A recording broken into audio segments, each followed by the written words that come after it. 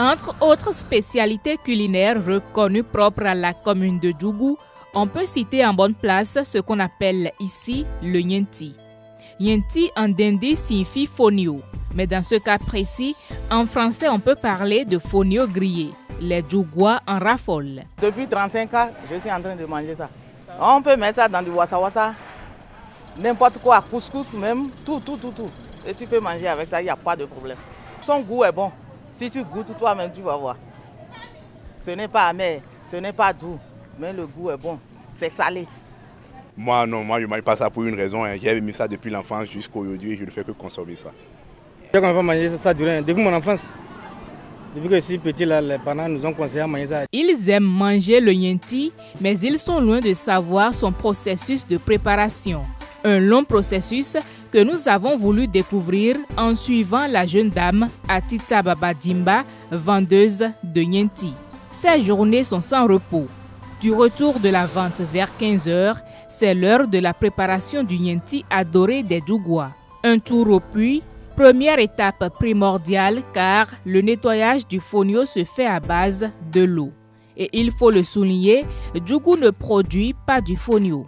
Cette céréale est produite dans la Takora ouest du Bénin et beaucoup plus dans la commune de Boukoumbe. Le fonio, il y en a de différentes qualités. Il y en a qui sont faciles à traiter, d'autres très difficiles.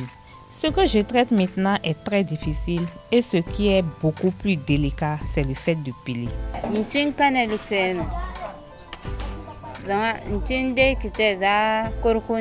Le fonio, on me l'apporte d'ailleurs, soit de Kolkonde ou de Kassoa. La mesure est achetée à 1800 ou à 2000 francs.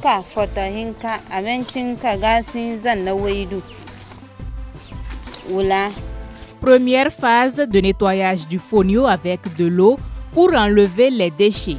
Deuxième étape, le fonio est pilé pour séparer les graines de la peau. Et il faut piler pendant une quinzaine de minutes avec la force. Après quoi, on passe une fois encore au nettoyage avec de l'eau. Et c'est ici tout le grand lot du boulot.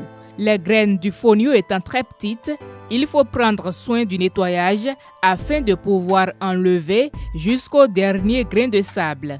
Pour y arriver, on rince plusieurs fois le fonio pilé. Et finalement, le fonio commence par afficher sa couleur, bien blanc et bien propre. Un travail fastidieux qui amène ensuite à la préparation proprement dite. Et la préparation consiste à faire griller le fonio sur le feu.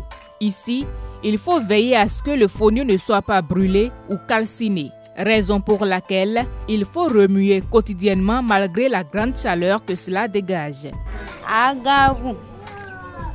C'est difficile, mais si tu es habitué, ça ne dit plus rien. C'est un héritage pour moi. C'est ma maman qui faisait cela, mais comme elle n'est plus de ce monde, j'ai pris le relais.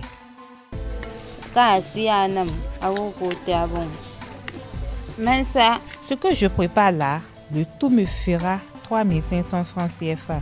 Et pour vendre, j'attache pour 25 francs, 50 francs, 100 francs, 250 et de 500 francs. Il faut être une vraie habituée du feu pour préparer le Nyenti. Et pour la cuisson, tout dépend de l'ampleur du feu.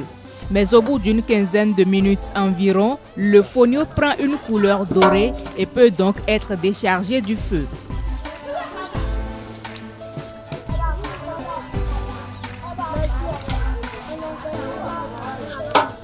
Et une fois refroidi, on y ajoute au sol de l'huile d'arachide et du sel en très petite quantité, le tout bien mélangé et voilà, notre Nyenti est prêt.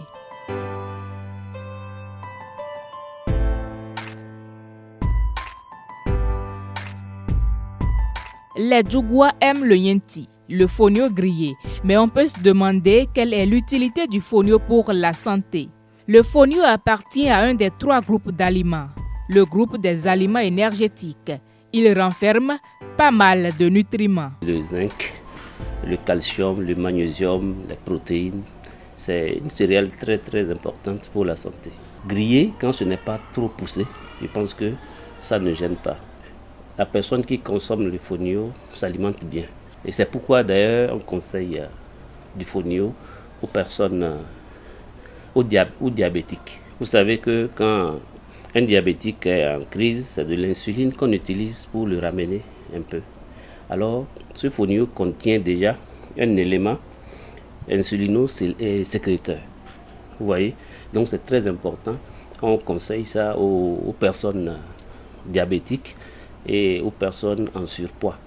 Donc ça lutte contre les infections, ça lutte contre les maladies au niveau des enfants aussi. Donc quand on donne du fonio, la bouillie du fonio aux enfants, c'est une manière d'améliorer leur alimentation. Au-delà de ses bienfaits pour la santé, le fonio aurait d'autres vertus dans d'autres domaines. On peut faire aussi des offrandes avec ça. Par exemple, s'il y a des mauvais esprits sur toi, tu peux faire des offrandes avec ça. Oui, bon, si tu veux bien vivre, il faut manger le yanti pour que les vrais diables, les bons diables te suivent. Là, tu auras la chance dans la vie. Des fois, on met le rouge sur ça pour déposer au bord de nos maisons. Vous savez désormais tout sur le fonio et plus précisément sur le fonio grillé appelé yenti. Ne vous en privez pas à votre passage à Djougou.